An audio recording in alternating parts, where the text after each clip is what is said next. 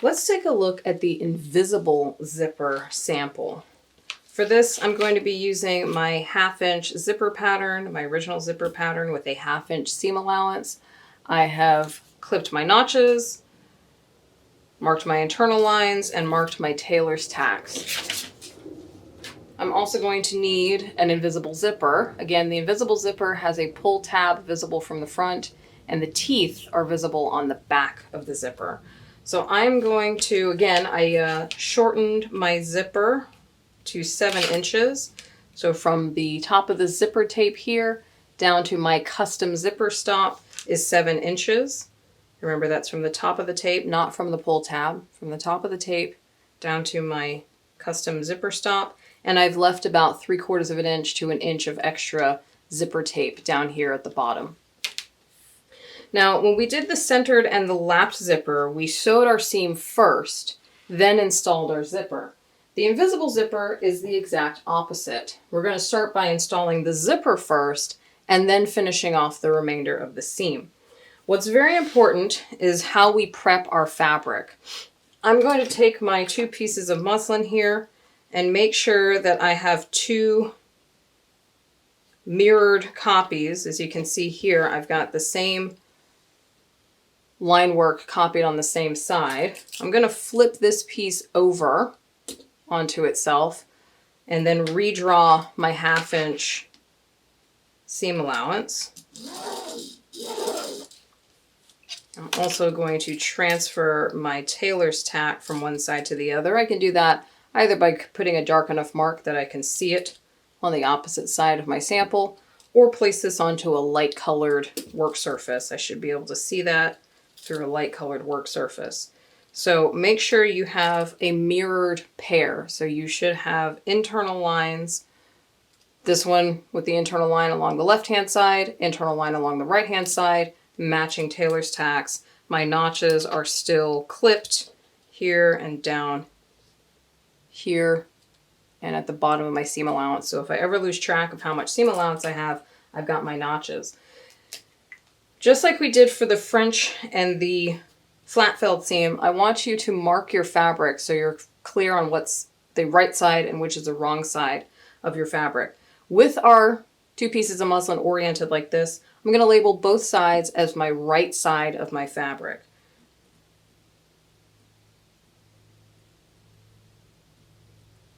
Same thing over here. Oops. Right side. If I could spell, that'd be great. So that should say right side and right side. I'm going to flip both pieces over and indicate the wrong side of my fabric.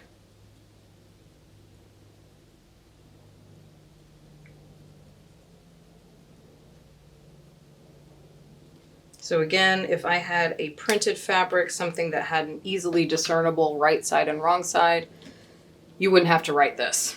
But since we're using muslin, it's not entirely clear what the right side and wrong side is. We're going to label them as such so we know which one we're working with. So make sure both of your pieces are mirrored, a mirrored pair of one another, and that the right side is facing up towards you. Grab your zipper and open your zipper. Just grab the pull tab, pull that open until it stops at your custom zipper stop. Now when I want to take my zipper, I'm going to choose one of my pieces of muslin. I'll set the other one aside for right now because we're going to work on one side at a time.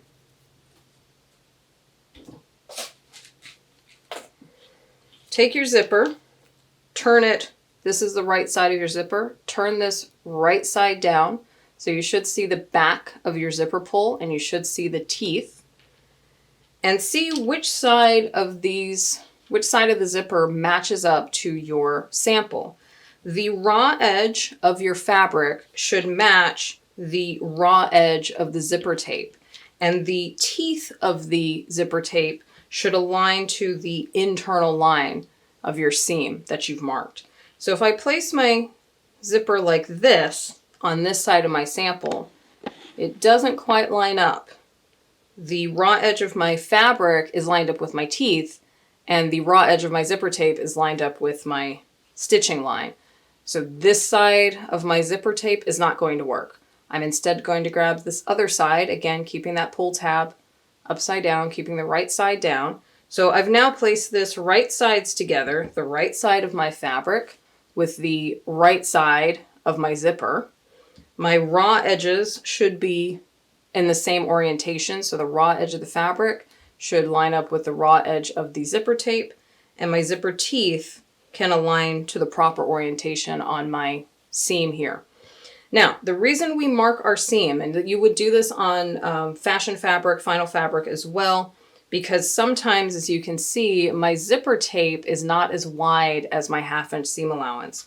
Oftentimes it will be the correct width, but sometimes it is not. I'm going to align the top edge of my zipper tape with the top edge of my sample and align the teeth of my zipper right on top of that seam line that I've placed. It should be butted right up against that seam line, and I'm going to start pinning this in place.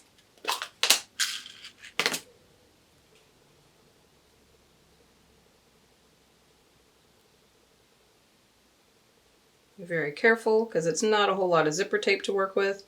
Again, lining up the teeth of my zipper with that internal stitching line.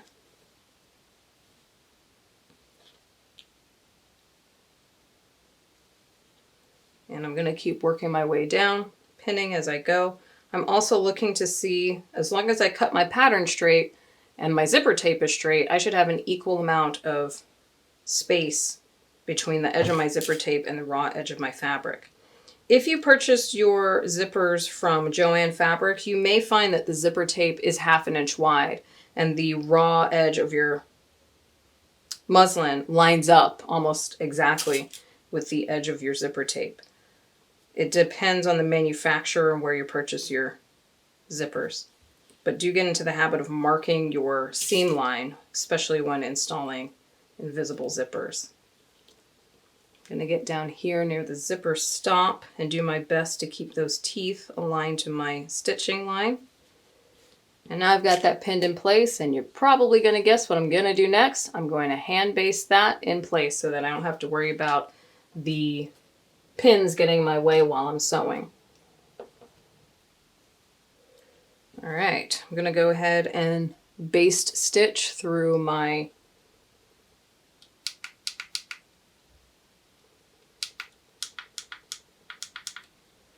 I'm going to go ahead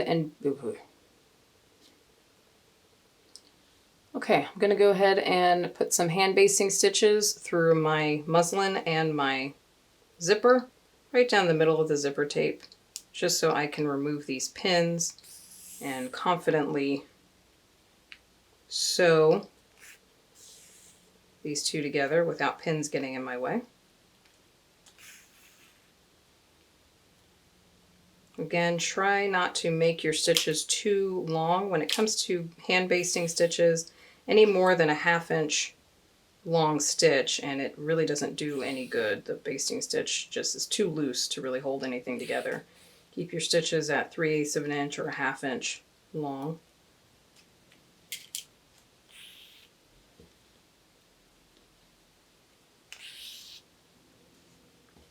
And once I have this stitched in place, I'll get as far as I can down this zipper tape. And you can see I'm starting to get to that zipper head that's starting to get in my way.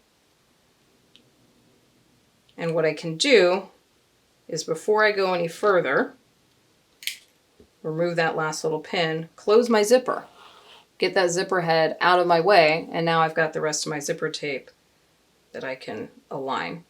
Now I can't see the teeth of my zipper, but I can see where the rest of my seam line is, and I can make sure that the center of my zipper is still aligned to that seam line.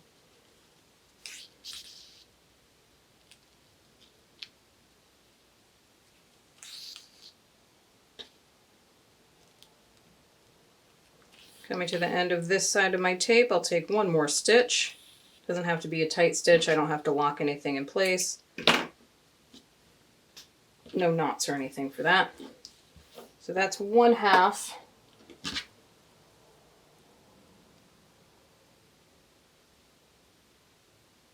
One half of my zipper tape basted in place. There are my hand stitches going through my muslin.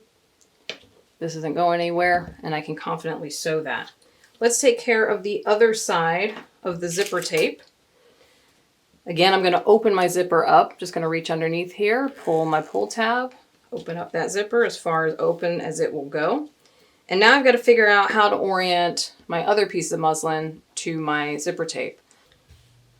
We placed our zipper onto this rightmost piece of muslin with the zipper teeth aligned to our stitching line, our seam line, and the raw edge of our muslin matching with the edge of our zipper tape.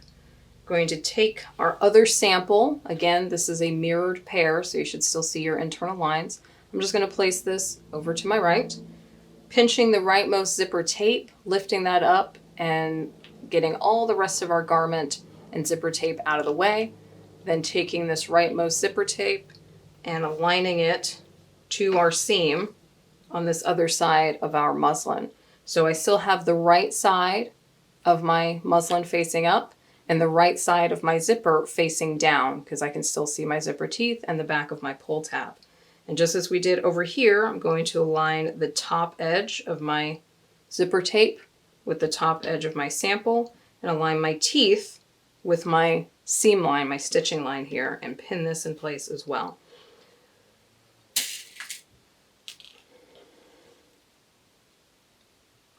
It's important to copy this orientation for your fabric and your zippers, whether you're doing a sample or whether you're working on a final garment.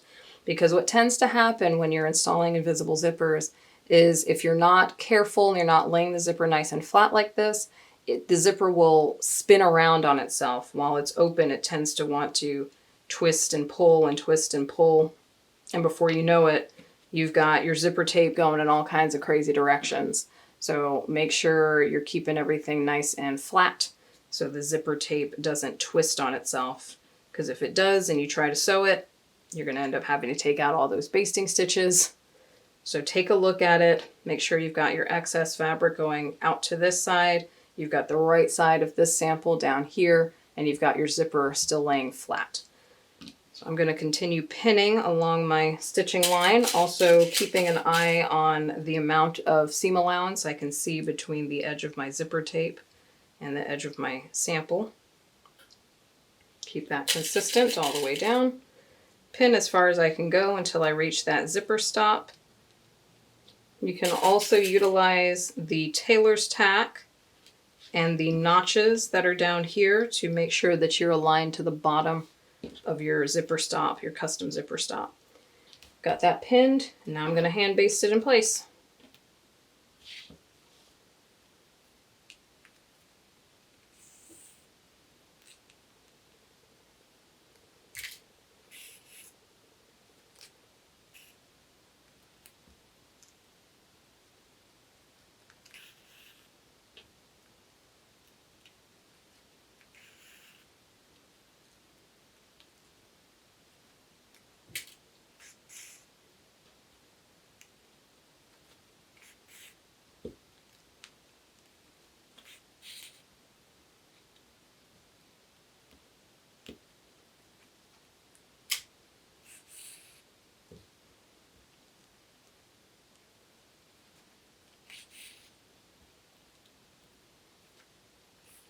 And just as I did before, as I get close to my bottom stop, my zipper stop, I'm going to close my zipper, grab my pull tab, close the zipper. Just be careful to not catch your basting thread as you pull that zipper head. And again, I can make sure that the center of my zipper is sitting along my stitching line right here, and continue basting the rest of my zipper tape into place.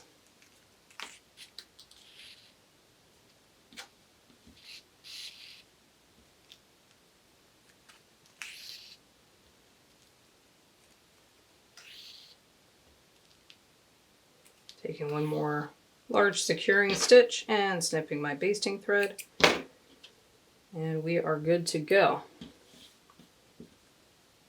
So there was my first zipper tape that I basted, and here's the other one that I just basted.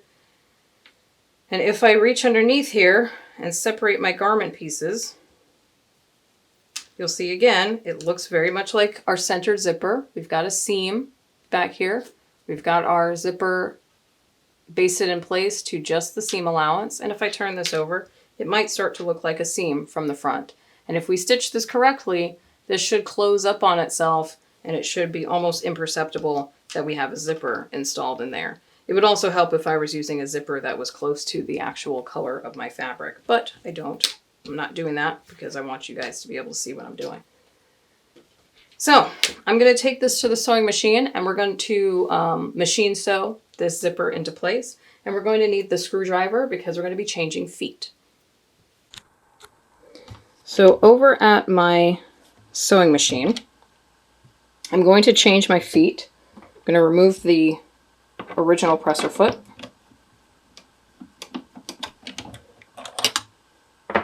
And I'm going to switch to this foot. This is the invisible zipper foot used for industrial and semi-industrial machines. You'll find a hole in the top of it and 2 grooves along the bottom side of it. I'm going to place this onto my machine.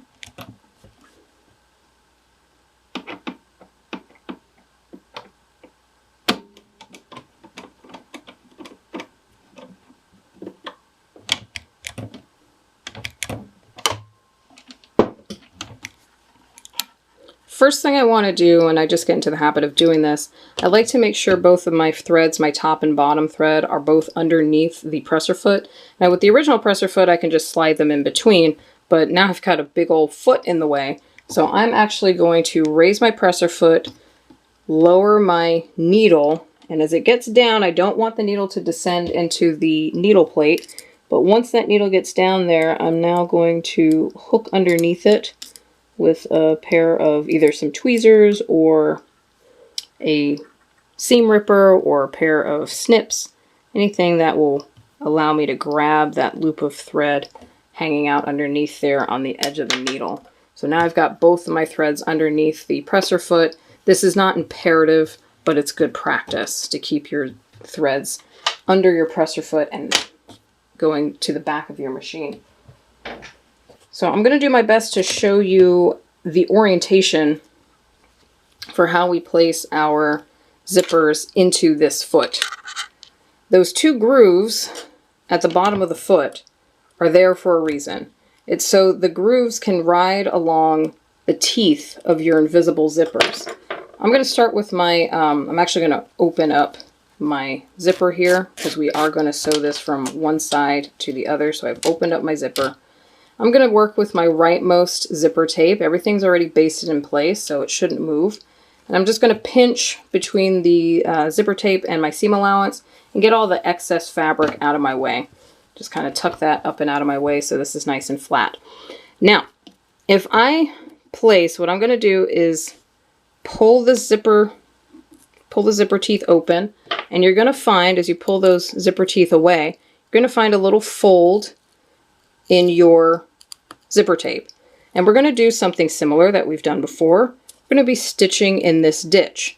Now you can use finishing feet to do this.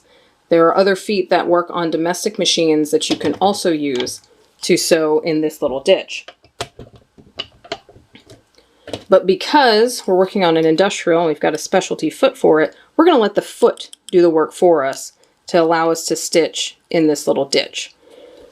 So think to yourself, if I've got my zipper teeth over here to my left, and I need to stitch in this ditch over here towards the right of the teeth, if I place my teeth into this rightmost notch in my foot, my needle is going to be stitching to the left. So if I place this edge of my tape, my zipper tape, right into that notch, I'm going to be stitching over here.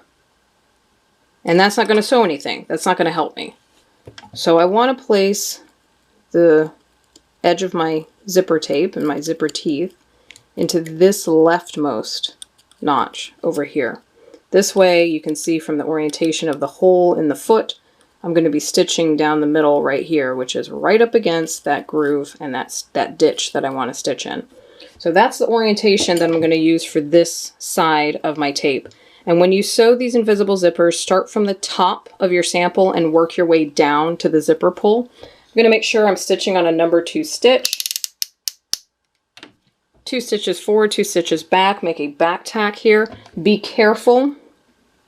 Sometimes this little piece of plastic, this is your top zipper stop, sometimes this can get in the way when you're sewing on these feet.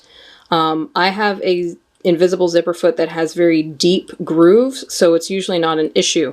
But if you're using an invisible zipper foot that has very shallow grooves, you may have a hard time getting over this little plastic top stop. If that becomes an issue, remove your work from the machine and slide this top stop a little bit inside of your foot. You may have to kind of guide it through a little bit, give it a bit of a tug from the back end here to get it over that little stop. But do be advised that that can become a problem if you're getting invisible zipper feet that have very shallow grooves.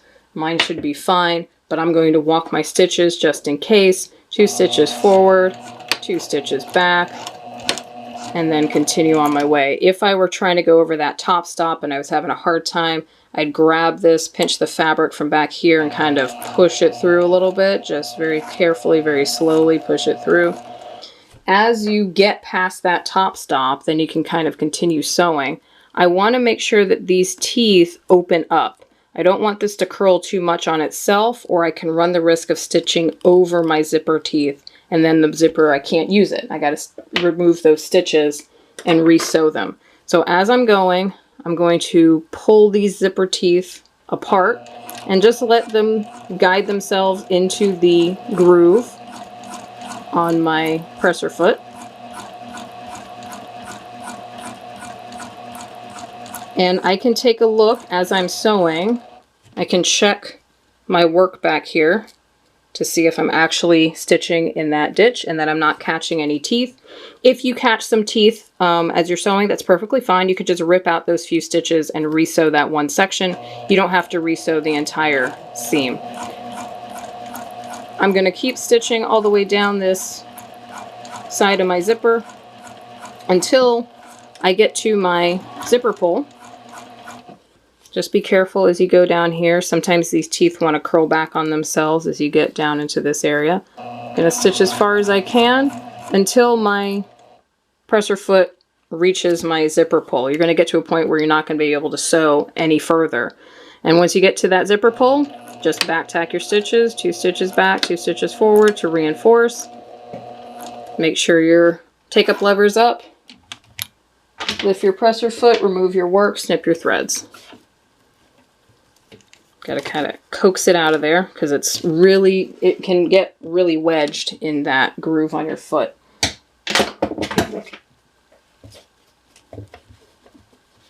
Make sure you're snipping these threads fairly short because you don't want them to get caught.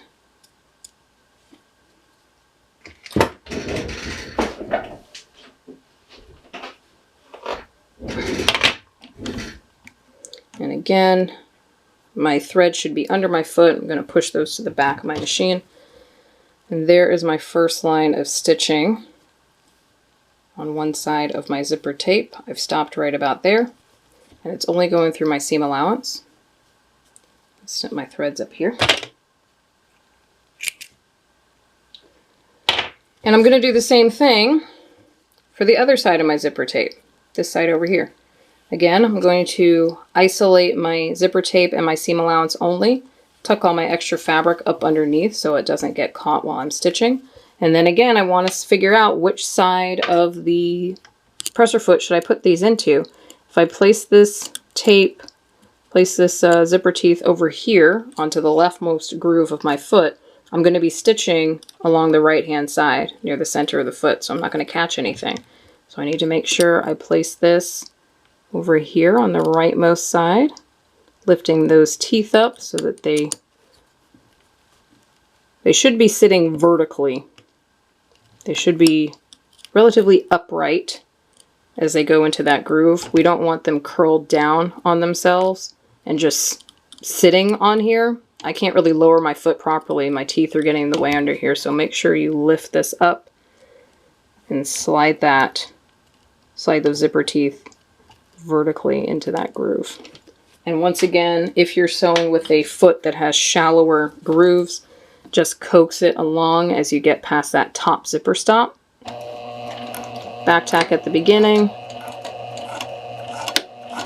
and stitch on through, holding open your zipper teeth as you go, checking your work as you go to make sure you're not stitching over any teeth. It's looking okay back here.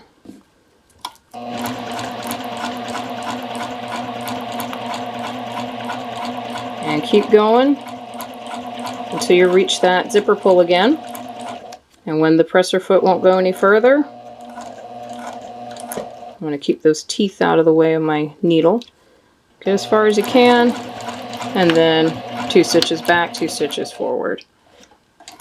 Take up lever all the way up, lift your presser foot, remove your work, kind of shimmy those teeth out of that groove, snip your threads.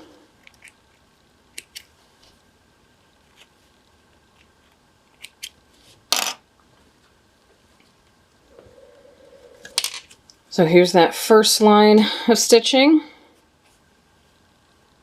right there in those grooves. And here is the second line of stitching.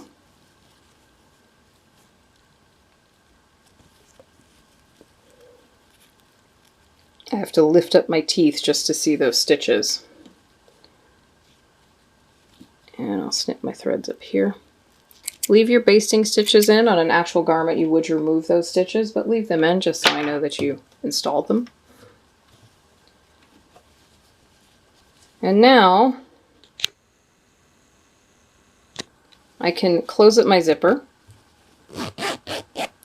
And as long as I haven't stitched over any of the teeth, closing that zipper should not be an issue. If you've stitched over any teeth, you will not be able to close the zipper. You're going to start pulling it and it's just going to stop. The stitches will actually stop your zipper pull from going past. Do not force it. Check to make sure that you have not stitched through any teeth. If you have, rip those stitches out. And again, you can just remove the errant stitches and take a few stitches above and below where they messed up and then just re-sew that one little segment that may have gone wrong. So now my zipper is in place. If I turn this to the right side, you can see my fabric is nice and flat. It pulls together very nicely. My zipper pull is still accessible. But at the bottom of my sample, I've got all this extra stuff flopping around. And if you're working on an actual garment, this would be the remainder of your seam. This might be a center back seam. This might be a side seam or something. And you can't just leave the seam hanging open. So we need to finish off the seam. And how I'm going to do that, here's the right sides of my sample. I'm going to take my leftmost garment. I'm going to pull this over to one side. So I'm going to put my sample fabric right sides together. And we should be able to see if we look really closely. Now my stitches are a light color, so I'll get as close as I can. Here are my basting stitches. And they've ended, I'm sorry, my bobbin threads, excuse me. These are my bobbin threads from the one side that I sewed together. And they stop right about here. If I flip this over to the other side, you can see my other line of stitches. Again, here are my white bobbin threads, and they stop right about here. They should stop in a similar place because you stopped at the same place where that zipper stop was. So, what I'm going to do, as you can see, I've got my zipper right here. I've just kind of pushed all my excess seam allowance to one side. I'm pinching through the seam allowance and the zipper. I've got both layers of my fabric over here to my left. What I want to do is sew the remainder of my seam to the left, as I have my fabric oriented like this. I want to sew just to the left of where my bobbin stitches stop.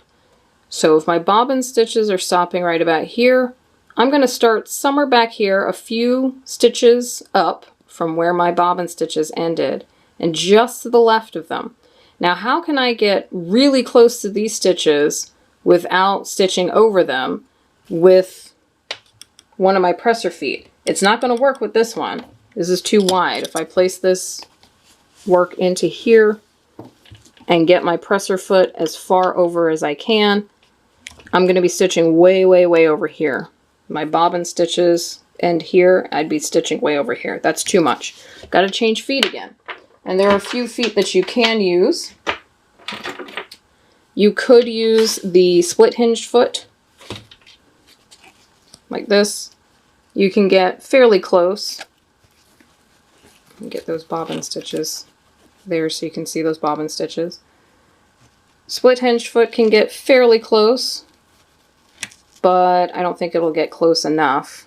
We can get within about 1/8 of an inch to those bobbin stitches. I, however, would use my finishing feet. Now, I'm going to use this finishing foot with the groove taken out of the right-hand side, because then I can stitch right up along my bobbin stitches. Get really, really close to them without going over them. If you don't have this particular foot, but you instead have the opposite leftmost foot, just work from this side of the sample. Because again, you can get really close to these stitches without going over them. Either one will work. I'm going to use this foot with the notch taken out of my rightmost side. Switch my feet.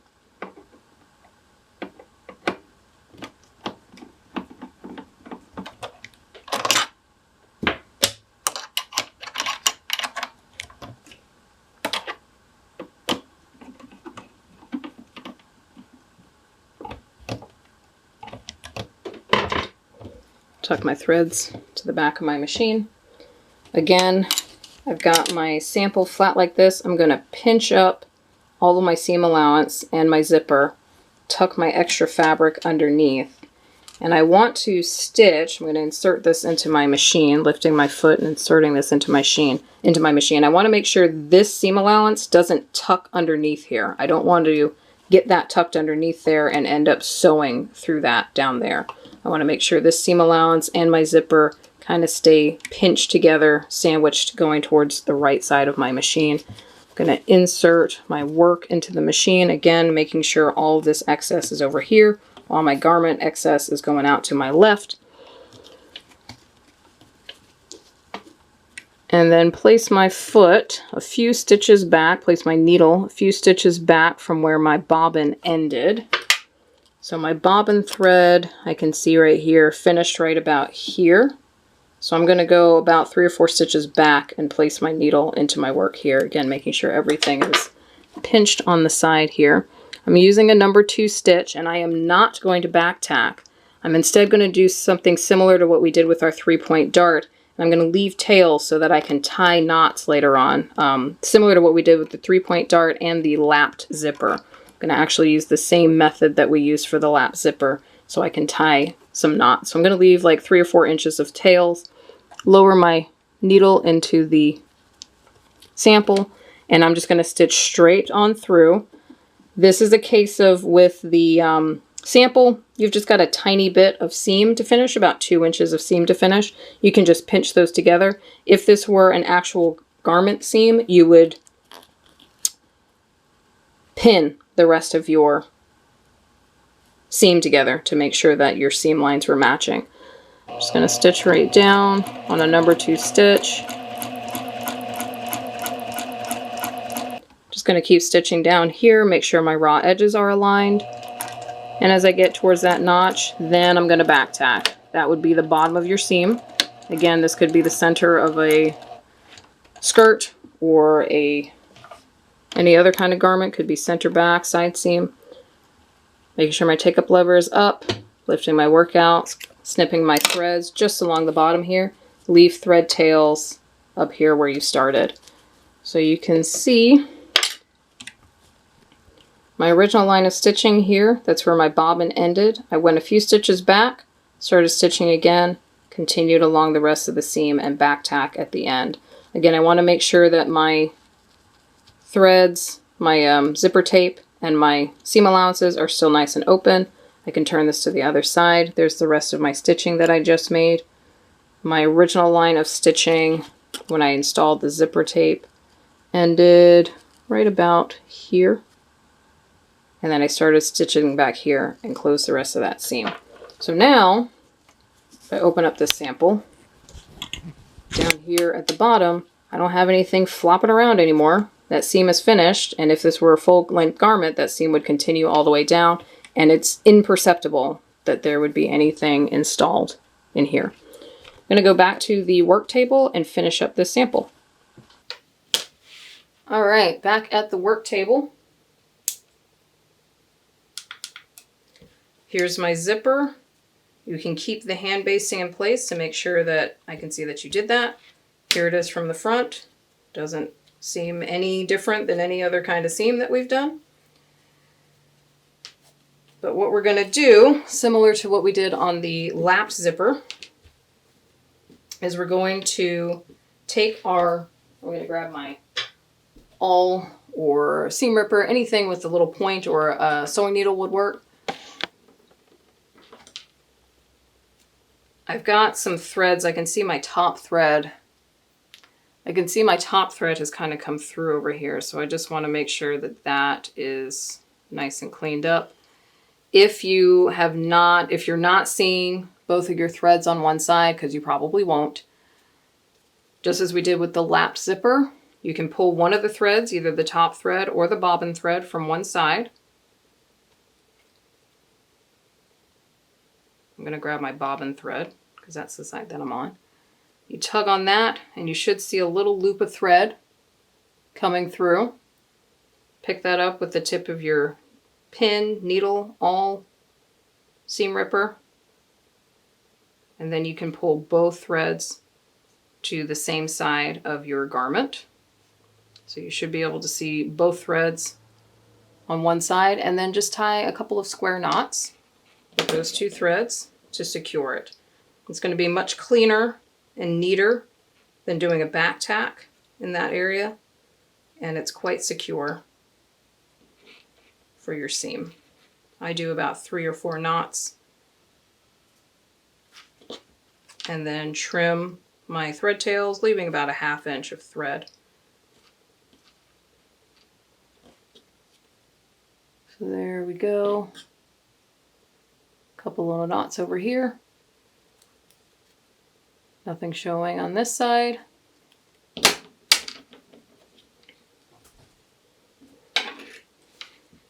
Leaving about 1/2 inch of tails there, just in case they come undone.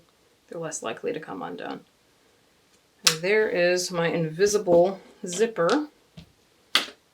I'll label it as such.